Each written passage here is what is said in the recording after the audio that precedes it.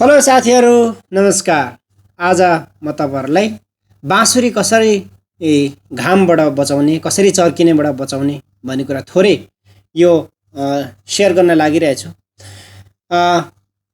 मलाई पनि त्यति थाहा थिएन बाँसुरी चाहिँ यसरी चर्किन्छ भनेर। यो मेरो बाँसुरी पक्कै चर्किएको छ, यहाँदेखि यहाँसम्म चर्किएको छ।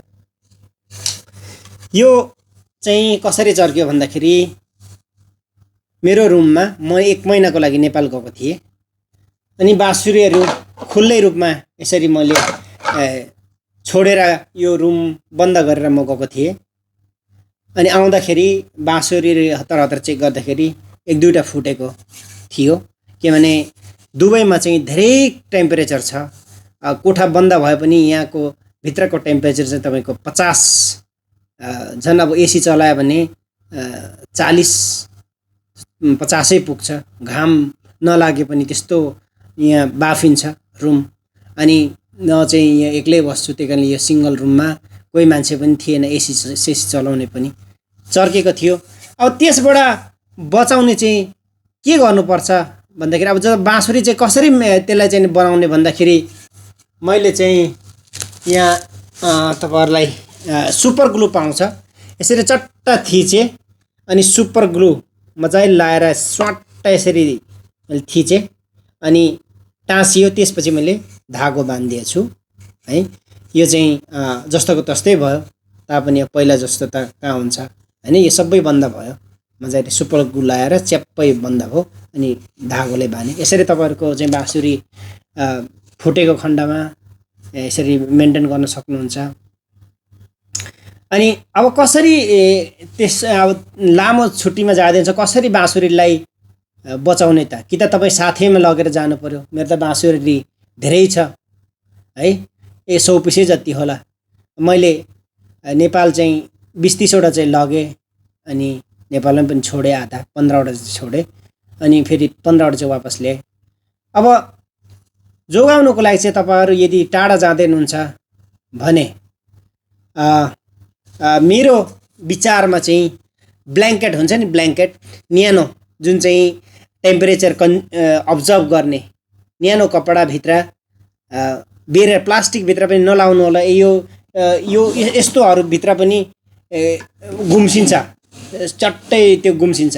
जुन चाहिँ अब्जर्भ गर्ने, हावा अब्जर्भ गर्ने अथवा टेम्परेचर अब्जर्भ गर्ने खालको ब्ल्याङ्केट न्यानो कपडा भित्र मजाले बेरेर तपाईको एटेजी भित्र या तपाईको बेड मुनि अलिक चिस्यान ठाउँमा हैन। अब यहाँको लागि चाहिँ यहाँ गर्मी जहाँ छ नि त्यसको लागि त्यसो गर्दाखेरि चाहिँ तपाईको बाँसुरी चाहिँ नि धेरै भन्दा धेरै बच्न सक्छ।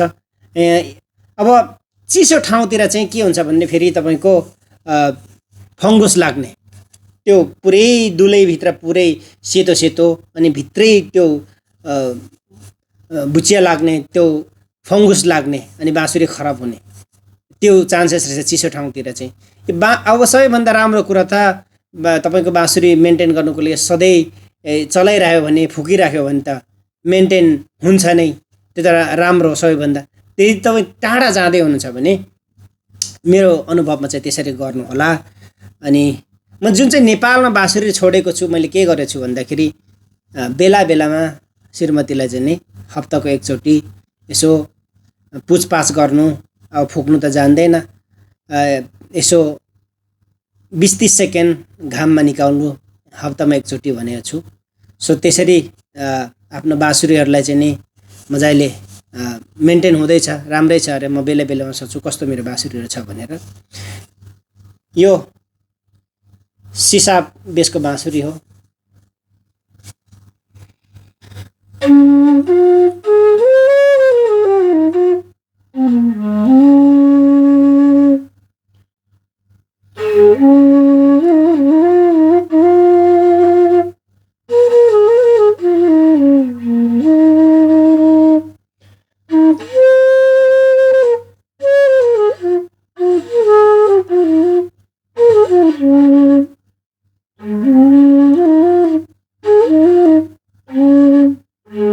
यो सिसा बेस चाहिँ बजाउन साह्रो पर्छ। अब मसँग सी बेस पनि छ।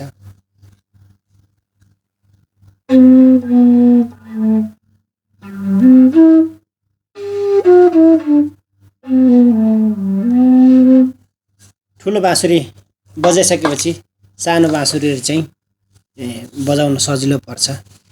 तपाईँको जानकारीको लागि थ्याङ्क यू।